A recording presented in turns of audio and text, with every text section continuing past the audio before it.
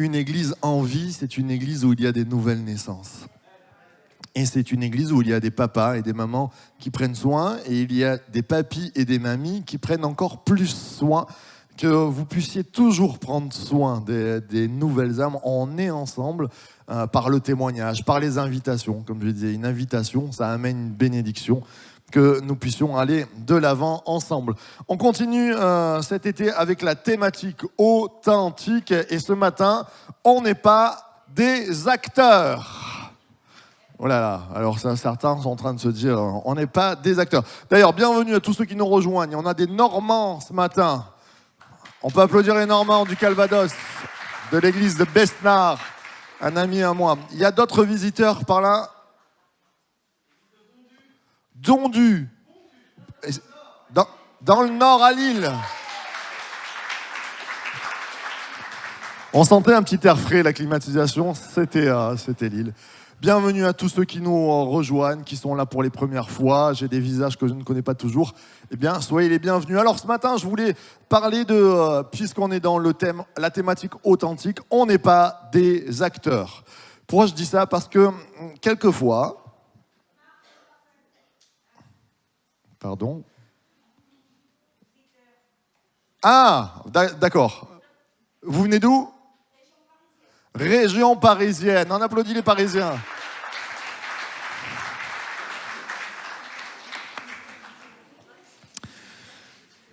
Il vaut mieux être aujourd'hui pour les Parisiens que la semaine dernière. Non, je plaisante. On n'est pas des acteurs. Alors, on n'est pas des acteurs. Quelquefois, dans nos vies, on prend un rôle, on essaie de transformer la personnalité que nous avons, et même quelquefois à l'église. Quelquefois, on cache les choses, on fait un jeu. Vous savez, qu'est-ce que c'est un acteur? C'est quelqu'un qui va jouer un rôle, mais qui n'est pas sa véritable personnalité. Et quelquefois, dans nos vies, il nous arrive de jouer un rôle. On peut jouer un rôle... j'allais dire, même hors église, on peut jouer un rôle au travail, on peut jouer un rôle dans le couple, mais pas être vraiment la personne qu'on devrait être. On se transforme. Combien de fois, merci de fermer les téléphones, sinon le prochain qui sonne, je le donne pour la mission. C'est bien compris. Vous avez vu la sœur, hein, s'il ressonne, c'est là-bas. Quelquefois, regardez des fois les couples qui divorcent, les personnes viennent me dire, quand on s'est rencontrés, il était magnifique, elle était magnifique, c'était super, c'était génial, mais en fait, on dirait que j'ai découvert que quand on s'est mariés, il jouait la comédie pour me séduire, et puis c'était plus ça. Aïe, vous avez déjà entendu ça, j'espère que vous l'avez jamais vécu. Mais quelquefois, quand on veut se présenter trop beau, mais on ne tient pas sur la distance, et puis derrière, il y a des problématiques qui sont là. J'aimerais voir qu'en tant que chrétien, si on commence à jouer à l'église, si on commence à jouer aux chrétiens, on n'aura pas la bénédiction. Parce que Dieu aime les cœurs vrais, Dieu aime les cœurs purs, Dieu aime les cœurs qui sont authentiques. Et combien c'est important ce matin, on est sur la thématique authentique, qu'on puisse réfléchir. Qu'on puisse réfléchir sur l'authenticité de nos cœurs. C'est un message important ce matin. Je ne sais pas où vous en êtes avec Dieu, mais on peut tromper une fois mille personnes. Pardon, pour ceux qui comprennent. Mais on ne peut pas tromper. C'est ça. On ne peut pas tromper tout le monde tout le temps. Et surtout Dieu. Dieu, il nous a dit dans sa parole, il est celui qui ne regarde pas à l'apparence, il est celui qui regarde au cœur. On ne peut pas tromper Dieu. Et ce matin, j'aimerais juste parler de ça, parce que de cette authenticité va découler une bénédiction. J'aimerais qu'on puisse, on va lire le psaume 32. Alors, est-ce que tu peux me le... Je pense qu'il y a un petit bug. J'arrive... Voilà. On l'a mis, le psaume 32, il y est, juste après. Eh bien, on va pouvoir le lire. Très bien. On se concentre sur la parole de Dieu. C'est un psaume de David. Vous avez une chance sur 4, c'est bien. Un psaume de David. Allez, on se concentre sur la parole. Heureux celui à qui la transgression est remise, à qui le péché est pardonné. Heureux l'homme à qui l'Éternel n'impute pas d'iniquité, et dans l'esprit duquel il n'y a point de fraude. Tant que je me suis tu, mes os se consumaient. Je gémissais toute la journée, car nuit et jour, ta main s'appesantissait sur moi. Ma vigueur n'était plus que sécheresse, comme celle de l'été. Je t'ai fait connaître mon péché, ma faute, mon erreur. Je n'ai pas caché mon iniquité. J'ai dit, j'avouerai mes transgressions à l'Éternel. Et tu as effacé la peine de mon péché. Qu'ainsi, tout homme pieux te prie au temps convenable. Si de grandes eaux débordent, elles ne l'atteindront nullement. Si on peut me mettre la clé pour la zapette, ça serait bien, merci. Tu es un asile pour moi, tu me garantis de la détresse, tu m'entoures de chants de délivrance. Je t'instruirai et te montrerai la voie que tu dois suivre. Je te conseillerai et j'aurai le regard sur toi. Ne soyez pas comme un cheval ou un mulet sans intelligence. On les bride avec un frein et un mors dont on les pare, afin qu'ils ne s'approchent point de toi. Beaucoup de douleurs sont la part du méchant, mais celui qui se confie en l'Éternel est environné de sa grâce. Juste, réjouissez-vous en l'Éternel et soyez dans l'allégresse, poussez des cris de joie, vous tous qui êtes droits de cœur. Amen, amen et amen. Alors, je reviens juste en arrière. Heureux celui à qui la transgression est remise, à qui le péché est pardonné. David va parler. On l'a vu ensemble dans les premières prédications sur l'authenticité. Je parlais du roi David. Alors pour ceux qui ne connaissent pas le roi David, ça a été un grand roi d'Israël, le second roi d'Israël. Et il a fait des choses extraordinaires. Il nous est dit, c'est rapporté dans les Actes des Apôtres, dans la Bible, dans le Nouveau Testament et dans l'Ancien Testament, il est considéré comme l'homme selon le cœur de Dieu. Un homme selon le cœur de Dieu.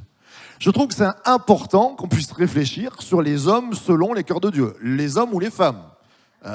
Parce que quelquefois, lisez la Bible où vous avez des modèles masculins et des modèles féminins. Ça, c'est juste génial. Là, ce matin, on prend l'exemple de David parce qu'il y a beaucoup sur David. Et il nous a dit qu'il est l'homme selon le cœur de Dieu.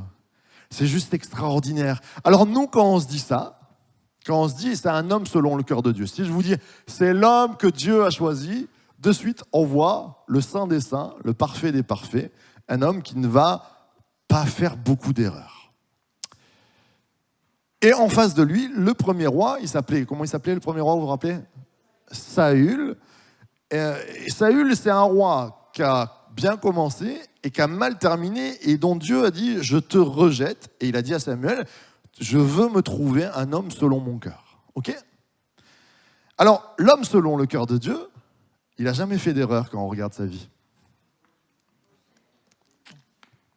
Vous vous rappelez, il a fait des erreurs, David ? Ah ouais, je ne me rappelais plus, moi. Si je dois comparer Saül et David en factuel, en erreur factuelle et en gravité d'erreur, je prends Saül. Hein. Mais clairement, hein. Parce que David, alors Saül commence bien et ça se passe bien. Oui, il est viré. Mais David est viré.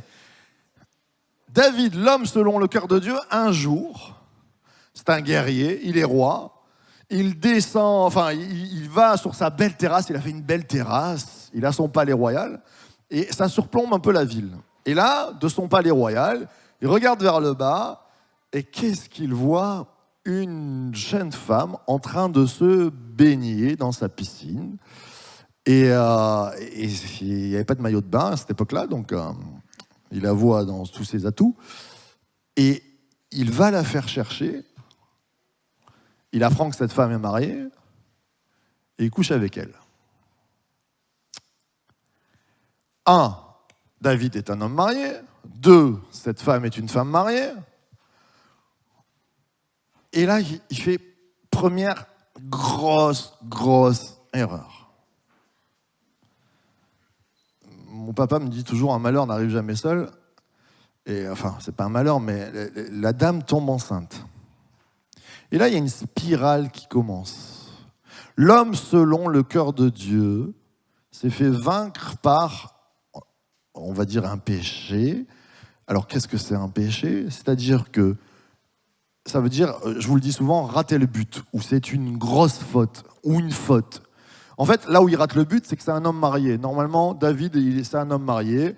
Il avait une jolie femme. Il aurait dû aller voir sa jolie femme. Mais là, il voit une femme qui n'aime pas la sienne, qui est même mariée. Et là, il se trompe de chemin. C'est pas son chemin. Cette femme, elle était sur le chemin d'un autre. Elle tenait la main à un autre. Et lui, il tenait la main de son épouse. Et là, c'est très grave aux yeux de Dieu. Juste comme ça, je le dis parce que des fois, on dirait qu'on n'est que dans la Bible, mais faisons attention, messieurs ou mesdames, même célibataires, trouvez des célibataires. Et puis si vous êtes mariés, consacrez-vous à votre époux ou à votre épouse. Parce que c'est très grave. Et on voit la situation de ce qui va se passer. Parce que plus que l'adultère, ça va mettre une spirale infernale de mensonges. Donc elle va tomber enceinte. Et là, il se dit, aïe, aïe, aïe, si c'est découvert, je suis mal. Je suis le roi, mais quand même. Donc, il fait venir son mari qui est à la guerre. Et il lui dit, viens, on m'a rapporté que tu es un super gars. Quelle hypocrisie. Mais là, l'homme selon le cœur de Dieu, vous imaginez. Et là, il lui dit, ouais, tu sais, je voulais te féliciter. Va avec ta femme, réjouis-toi, je te donne des vacances, c'est génial. Qu'est-ce qu'il se dit, David? Machiavélique jusqu'au bout des ongles. Il se dit, il va coucher avec elle, il va croire que le bébé est de lui. C'est bon, on est bien, ça passe. Sauf qu'il tombe sur un gars hyper loyal. Il dit, comment, moi, mes copains, ils sont à la guerre, je vais aller me réjouir et prendre des vacances. Il dit, jamais de la vie, j'irai prendre du bon temps avec ma femme ou quoi que ce soit, même si c'est génial ou quoi que ce soit, mais je veux honorer le pays, je veux honorer le Dieu avec qui je marche, je veux honorer mes amis qui sont au combat, je retourne au combat, je veux retourner au combat. Et là, David, il se dit, oh là. Et on se dit, mais il va aller jusqu'où? Il appelle son général en chef. C'est là où je vous dis qu'on va beaucoup plus loin que Saül. Il appelle son général en chef et il lui dit, Joab, il lui dit, tu vois là le gars Uri là, tu le prends, tu le mets au front, et quand il est face à l'ennemi, tout le monde vous reculez et vous le laissez seul au front. Et c'est ce qui va se passer. Moi je me dis toujours, le gars, un homme loyal comme Uri, il est parti au front avec l'épée. Quand il a dû se retourner, qu'il a vu l'armée se reculer, lui seul. Vous imaginez la détresse de cet homme, abandonné des siens? Mais quand on regarde ça, j'ai pas de mots pour dire ce que David a fait. C'est hyper dégoûtant. Et c'est l'homme selon le cœur de Dieu. Alors là, ça devient compliqué. Alors certains disent, oui, mais ça c'était avant, c'est quand il était jeune. Je ne pense pas. Le Nouveau Testament va nous apprendre que c'est toujours l'homme selon le cœur de Dieu. Alors, mon premier point, là où je veux vous amener, c'est que quand on n'est pas acteur, authentique, on est tous pécheurs. Je voudrais juste nous le rappeler ce matin. Qu'est-ce que ça veut dire pécheur? Ça veut dire qu'on a un chemin qui nous était confié pour qu'on puisse réussir, et puis on a pris des chemins détournés. Parce qu'on avait des mauvaises pensées, parce qu'on voulait faire du mal. Ça peut être notre caractère, ça peut être des actions, ça peut être les deux mêlés, ça peut être trop... je ne sais pas ce qui s'est passé, David. Qu'est-ce qui vient le faire agir comme ça? C'est peut-être la fatigue, c'est peut-être qu'il a laissé Dieu de côté, c'est peut-être qu'il n'est pas allé... il a perdu sa loyauté. C'est peut-être qu'il a laissé j'allais dire son corps parler avant son intelligence et sa sagesse. Il n'a pas su gérer.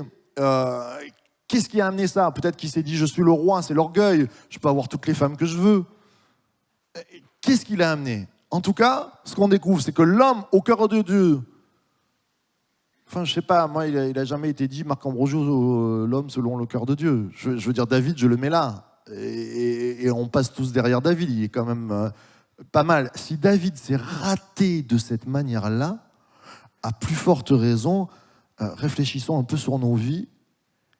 On est tous appelés à se rater d'une belle manière. C'est juste pour qu'on se mette sur un pied d'égalité. Parce que quelquefois, quand on a 25 ans de baptême, comme moi, quand on vient à l'église, on prêche sur l'estrade, en plus on passe sur les réseaux sociaux. On pourrait croire que on achète notre salut, on achète notre vie, on est des gens super parfaits. Et puis regardez notre exemple. Mais il faut toujours se rappeler, parce que David était petit, il était l'homme selon le cœur de Dieu, et quand il est devenu grand, la parole de Dieu nous dit « Attention que le plus grand parmi vous ne prenne garde de tomber ». Et je crois que c'est important qu'on puisse regarder nos vies. On est tous d'une nature pécheresse. C'est-à-dire qu'on est tous appelés, à un moment donné, même si on est très sympathique, et il était très sympathique, il était très loyal, à devenir déloyaux. On est tous appelés peut-être, même si on est très très fidèles dans nos vies, à peut-être un jour être tentés sur l'infidélité. On est tous appelés, peut-être qu'on est très pacifique, à devenir coléreux. Il nous est dit que Moïse, vous vous rappelez le terme qui est donné, c'était l'homme le plus du monde. L'homme le plus, eh bien, l'homme le plus patient du monde, un jour, excusez-moi l'expression, il pète un plomb, il prend le bâton, il nous est dit que par colère, il tape le bâton et que ça entraîne une erreur de sa part. C'est-à-dire qu'il va pécher. Il se détourne de ce que Dieu lui avait dit, il s'est mis en colère alors qu'il aurait dû rester calme et entendre Dieu. Pourquoi je vous parle de tout ça? Je vous cite des grands hommes qui ont failli. Et là, l'homme selon le cœur de Dieu, David, il a failli de la plus belle des manières. La parole de Dieu nous dit, nous sommes tous pécheurs et privés de la gloire de Dieu. Et le salaire du péché, c'est la mort. Il y a des choses plus graves que d'autres. Et je le dis souvent, même si je choque, parce que quelquefois on a voulu prendre le contre-pied de la théologie catholique, on a dit il n'y a pas de petits et de grands péchés. Oh, je préfère, à la limite, vous mettez en colère, vous mettez une claque à votre voisin, que vous prenez un couteau ou que vous le poignardez, quoi. On est d'accord que c'est quand même beaucoup plus grave. Si vous regardez l'Ancien Testament, il y a quand même des lois qui nous apprennent qu'il y a des condamnations de péché qui sont tu tues un pigeon et ça passe, quoi. Et il y en a d'autres qui sont très très graves. Et ça finit avec des cailloux. Il y a la gravité. Mais ce que je sais, pourquoi le salaire du péché, c'est la mort? Parce que quelquefois, avec un regard, tu commences avec un regard. David a commencé avec un regard. Et on peut se dire, c'est vrai, allez, tu demandes pardon, tu t'arrêtes là, il n'y a pas de grosses conséquences. Sauf que, il ne sait pas, on va parler de repentance. C'est quoi la repentance? Le terme métanoïa, changer d'avis, changer de mentalité.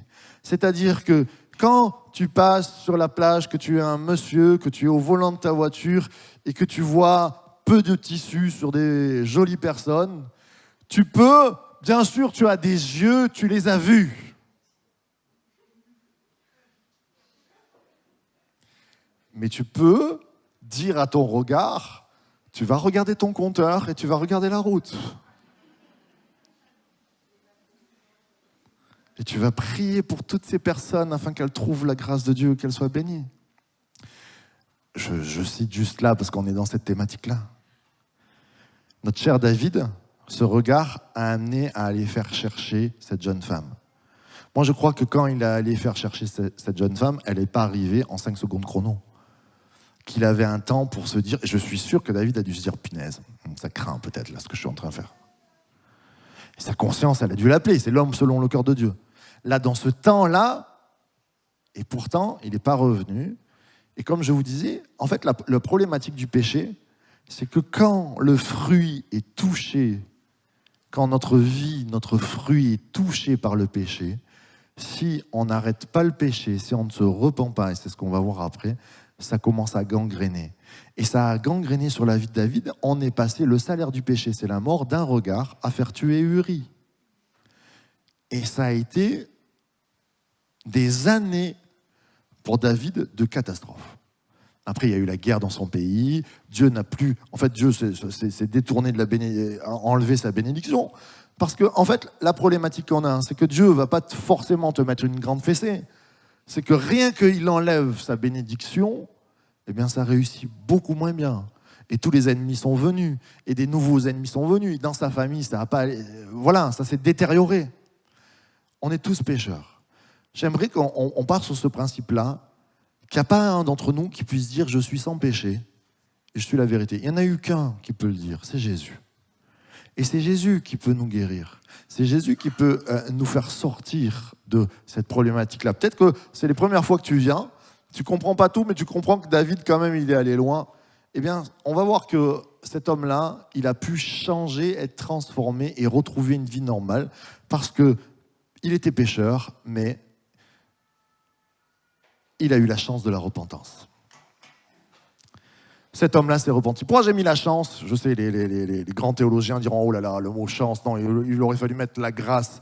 Mais c'est vrai que dans notre quotidien, c'est rare qu'on dise « Oh là là, ce matin, tu as eu de la grâce. Hein ».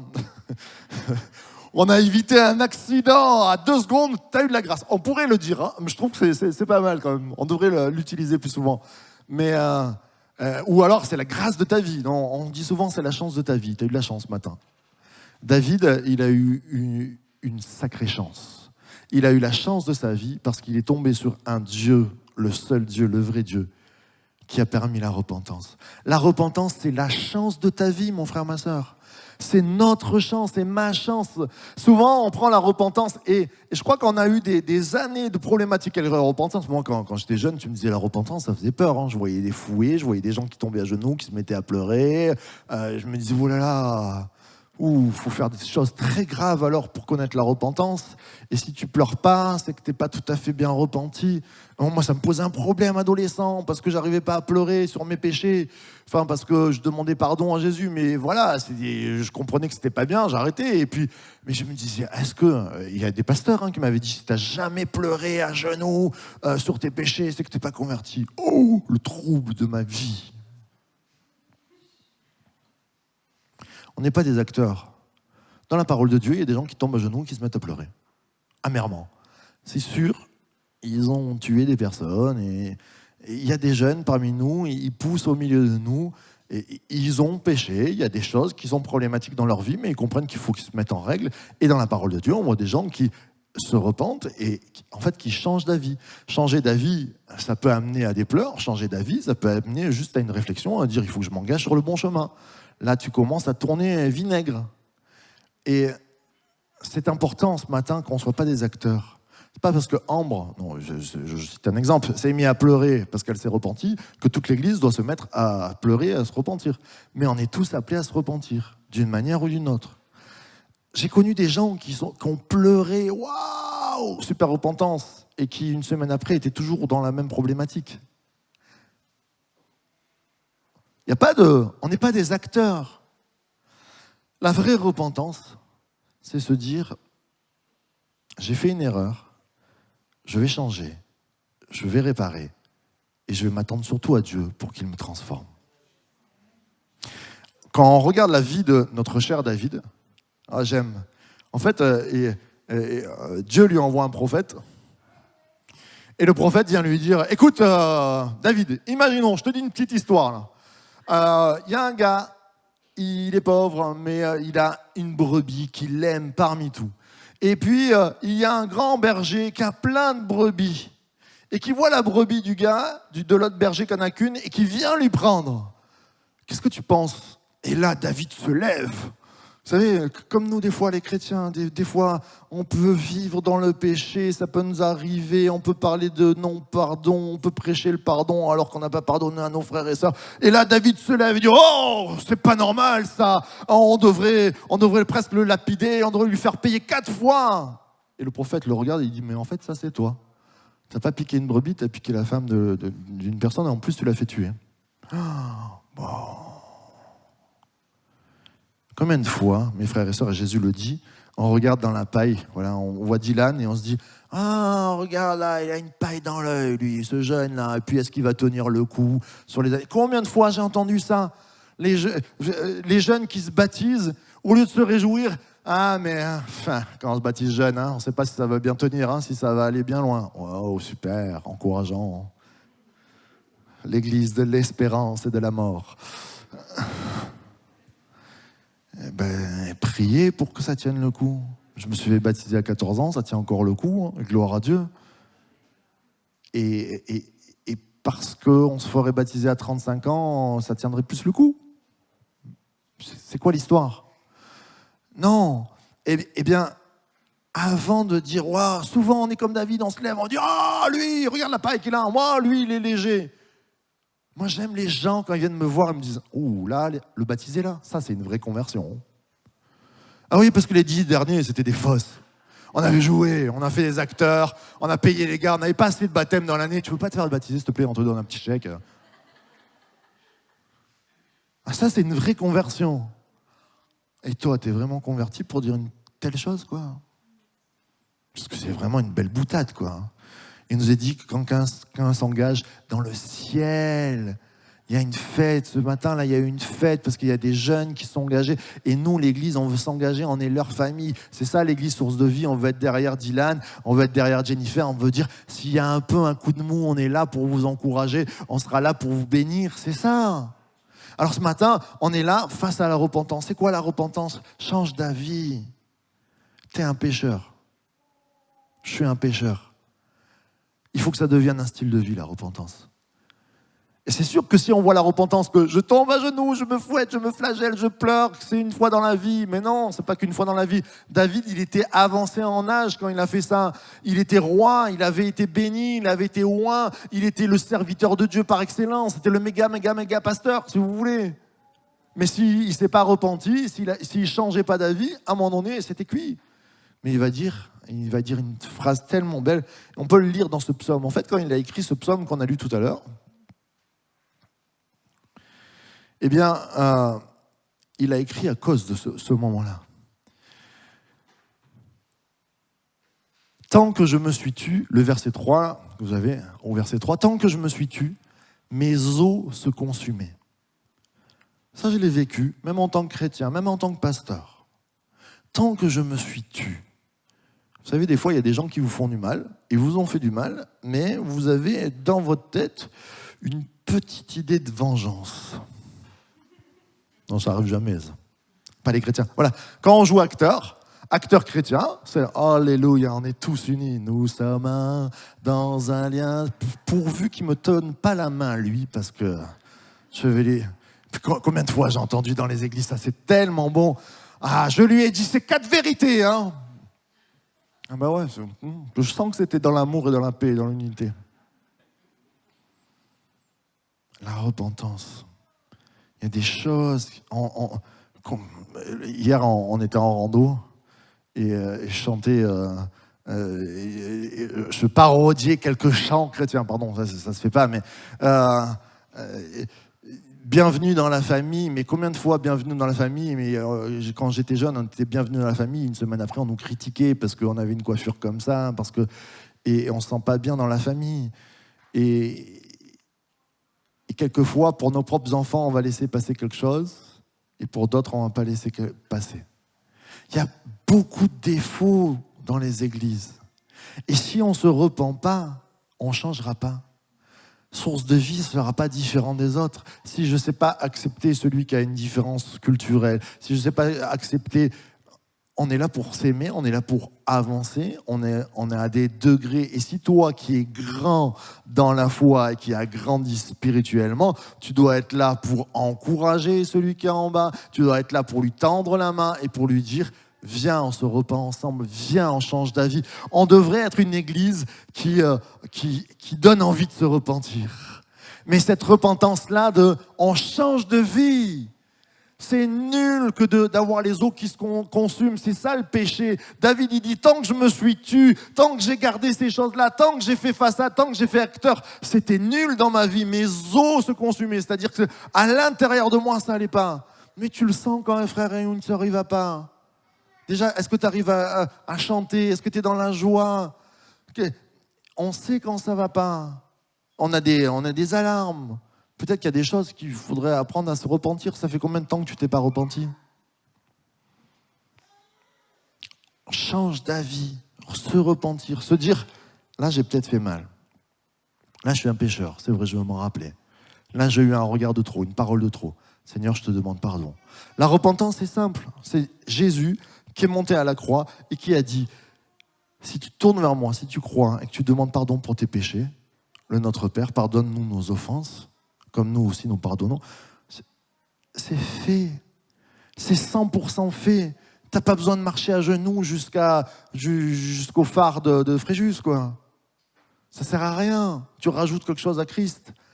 En fait, la foi chrétienne, on en parlait avec mon ami Luc cette semaine, mais elle est différente de toutes les autres foi. Parce qu'il y a Jésus qui a payé le prix et qui nous dit tout est accompli.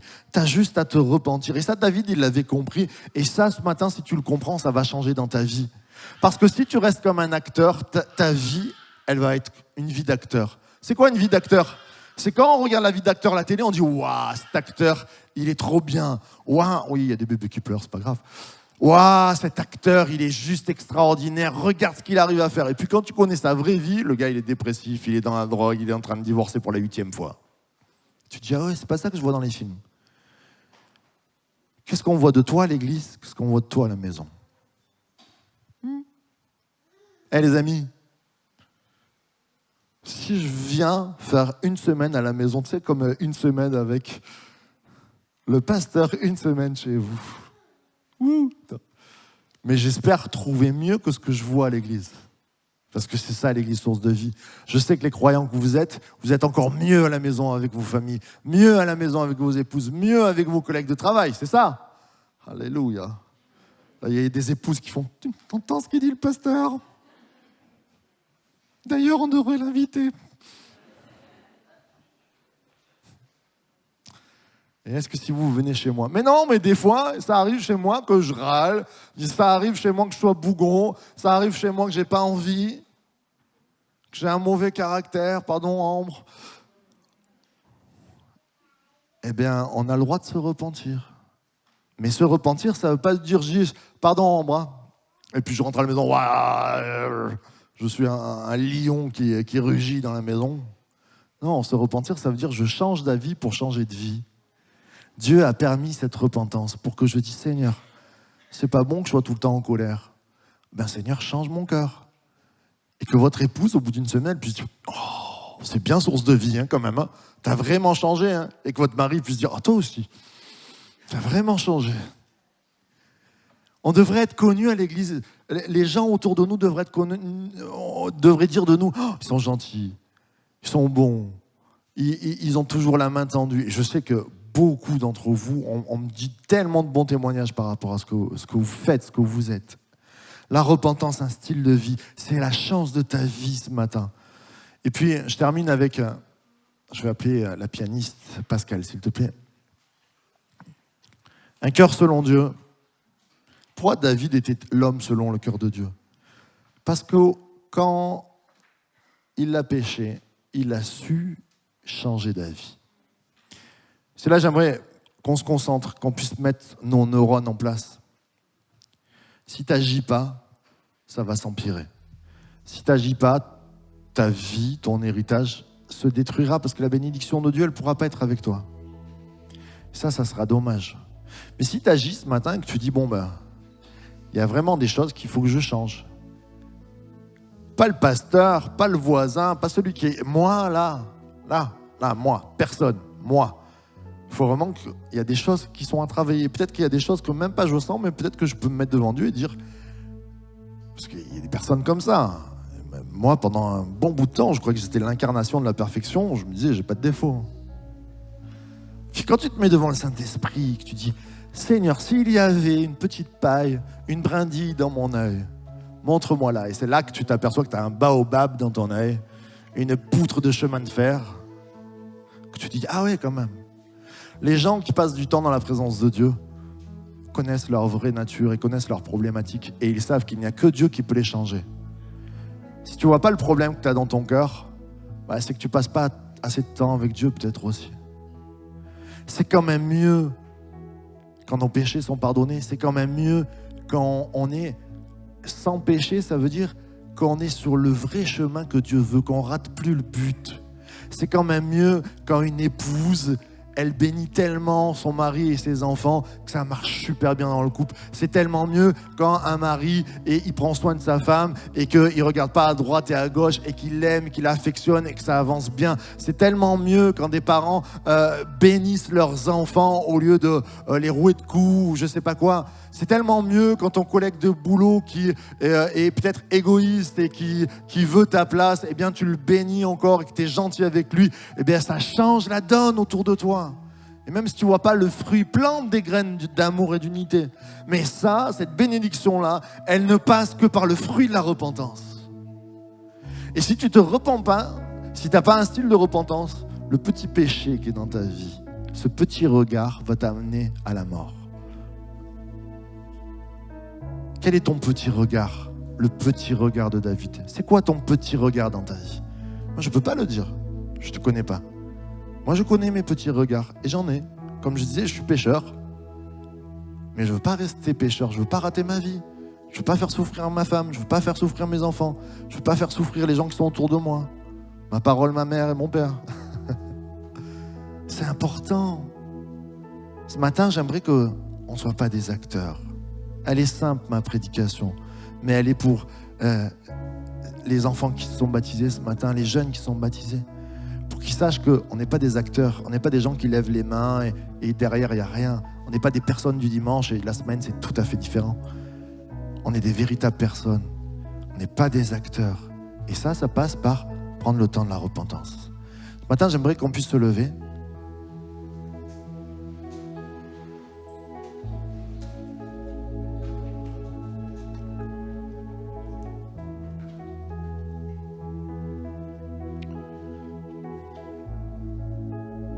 C'est un moment sérieux. Peut-être c'est les premières fois. Tu te dis quand même, c'est vrai qu'on peut changer. La parole de Dieu nous dit tout est possible à celui qui croit. Celui qui croit en Jésus, Jésus a tout payé. Il a dit tout est accompli. Tu le peux. Peut-être que ça fait des années que tu viens à l'église. Mais si tu passes au scanner ce matin, tu dis il y a des choses qui ne vont pas dans ma vie. Il faut vraiment que je me repente. Je crois qu'on est tous appelés à se repentir. Et même si on ne le sait pas, de dire Seigneur, viens faire un nettoyage dans mon cœur. Viens me montrer ce qui ne va pas. Viens me montrer ce qui ne bénit pas ton plan, ce qui ne bénit pas les gens qui sont autour de moi. On a les yeux fermés, on est en famille, on ne se regarde pas, je ne vous regarde pas. Il n'y a que Dieu qui nous regarde ce matin. Ce matin, c'est juste se dire Seigneur, j'ai envie de changer, d'être transformé.